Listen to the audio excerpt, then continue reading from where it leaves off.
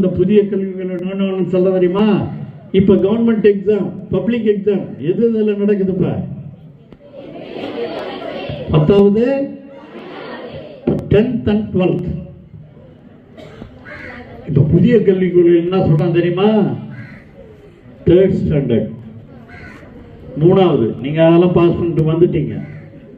3வதுல 5வதுல 8வதுல 3rd standard 5th standard 8th standard 3க்கும் Tamil Nadu அளவில் public exam நடத்தி pass பண்ண வைக்கணும்னா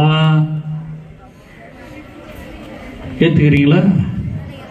ஒத்துக்குவீங்களா? 3வது 5வது 8வதெல்லாம் சரியா படிக்காம கூட காலேஜுக்கு போனால் பிரமாமா படிக்கிறாங்க, +2 நல்லா படிக்கிறாங்க. இப்போ 3வது 5வது 8வதுலேயே பரீட்சை வச்சு பப்ளிக் எக்ஸாம் வச்சா என்ன ஆகும்? பாதி பேர் வீட்டுக்கு போடுவாங்க. அதனால உங்களுக்கு அந்த கல்வி வேணுமா? ஹிந்தி வேணுமா? இதெல்லாம் மாணவிகள் எவ்வளோ சவுண்டாக இருக்காங்களோ மாணவர்களோ அந்த மாதிரி சவுண்டாக இருங்க. இது அரசியலுக்காக அல்ல, கல்வி வளர்ச்சிக்காக, நம்முடைய திட்டங்களை நாம் தெரிந்து கொள்ள வேண்டும் என்பதற்காக. அதுக்குத்தான் தமிழக முதலமைச்சர் அவர்கள் ஒன்றிய அரசினுக்கு திணிக்க நினைக்கிற இந்த கொள்கைகளை ஏற்றுக்கொள்வதாக இல்லை. அவங்க என்னென்னமோ பண்ணுறாங்க. இந்த மொழியிலேயே நமக்கு பார்த்தோம்னா இந்த வேலை வாய்ப்பு ஊரில் நம்ம ஊர்லலாம் உங்கள் அப்பா அம்மா பல பேர் என்ன பண்ணாங்க? 100 நாள் வேலை திட்டத்தில் வேலைக்கு போவாங்க, உண்டா இல்லையா?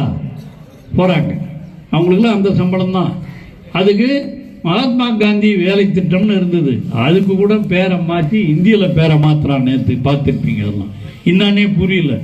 நான் கொஞ்சம் இந்த மாதிரி சொன்ன மாதிரி எங்கள் ஒரு வாத்தியார் சொன்னார், நான் பேராசிரியராக இருந்தவொடனே பேராசிரியர் நமக்கே அதை பார்த்தா என்னன்னு தெரியல. அந்த மாதிரி ஒரு நிலைமையெல்லாம் உருவாகுமா?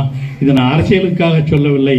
வளருகிற இளைஞர்கள் நாம் எப்படி இருந்தோம், இப்பொழுது எப்படி மாறி இருக்கிறோம், இன்னும் எப்படி வளர வேண்டும், அந்த தமிழ் உணர்வோடு நாம் வளர வேண்டும். அப்பதான் தமிழ்நாடு இன்னும் சிறந்து நிற்க முடியும்.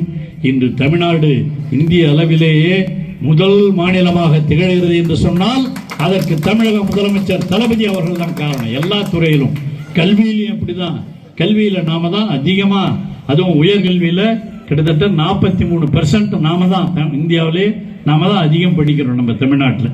ஆரம்பத்திலிருந்தே தமிழக முதலமைச்சர் சொல்லி கொண்டிருக்கிறார், தமிழ்நாட்டில் இருமொழி கொள்கை தான். இங்கே இந்தியை திணிக்க நினைக்கிறார்கள். நம்ம இந்தி யாருன்னா படிச்சுட்டு போகிறத நம்ம ஒன்றும் எதுக்கல. ஆனால் தமிழ்நாட்டில் இந்தியை திணிக்க வேண்டும்.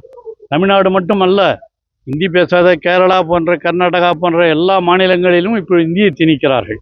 அதுக்கு தான் நான் முதல்ல சொன்ன மாதிரி இந்த வேலை வாய்ப்பு திட்டம், 100 நாள் வேலை திட்டத்தை கூட இப்போ என்ன பண்ணியிருக்கிறாங்க, அதுக்கும் மாநில அரசுகளுக்கு அது வரல கொடுத்த பங்கு நிதியை கூட குறைத்து விட்டு பேரை கூட என்ன பண்ணுறான், மகாத்மா காந்தி வேலைவாய்ப்பு திட்டம்ன்றதை மாற்றி இன்னைக்கு வேறு என்னமோ என்னன்னே எனக்கும் தெரியல, அது வாயிலோட நுழையில, அந்த மாதிரி பேரை வச்சு இன்னைக்கு ஒன்றிய அரசு எப்படியாவது இந்தியை புகுத்தி விட வேண்டும் என்று நினைக்கிறார்கள். அதைத்தான் இன்னைக்கு எல்லாத்திலையும் செய்கிறாங்க. நீங்கள் இந்த மாதிரி யூஜிசி எடுத்துக்கிட்டிங்கன்னா கூட யூனிவர்சிட்டி கிராண்ட்ஸ் கமிஷன் பல்கலைக்கழகங்களில் இருந்தாலும் அவைகளும் மாநில அரசாங்கத்தினுடைய கல்வி ஆலோசனையோடு தான் அவங்க சில திட்டங்களை வகுப்பார்கள். அந்த அடிப்படையில் தான் பல்கலைக்கழகங்கள் கல்லூரிகள்லாம் நடைபெற்று கொண்டிருந்தன. இப்போ அதையும் மாற்றி அவங்களும் வேறு எதனா பண்ணி அதையும் இந்தி திணிப்பை அதன் மூலமாகவும் திணிக்க நினைக்கிறார்களே தவிர, புதிய கல்விக் கொள்கை என்ற பெயரிலே அவர்களும் 3வது 5வது 8வதுகளிலெல்லாம் பொதுத் தேர்வை நுழைத்து இடைநிற்றலை அதிகரிப்பதற்காக எல்லா ஏற்பாடுகளையும் செய்து கொண்டிருப்பது தான் இன்றைய ஒன்றிய அரசு. அதை எதிர்த்து தமிழக முதலமைச்சர் சொல்லி இருப்பதைப் போல அவர்கள் என்றும் தமிழகத்திலே நுழைய முடியாது என்ற உணர்வோடு அவர்கள் அரசியல் ரீதியாக நுழைவது மட்டுமல்ல, இந்த மாதிரி மொழி திணிப்புகளையும் இந்த தமிழகத்திலே செய்ய முடியாது என்பதை முதலமைச்சர் தளபதி அவர்கள் மிக தெளிவாக சொல்லி இருக்கிறார்கள்.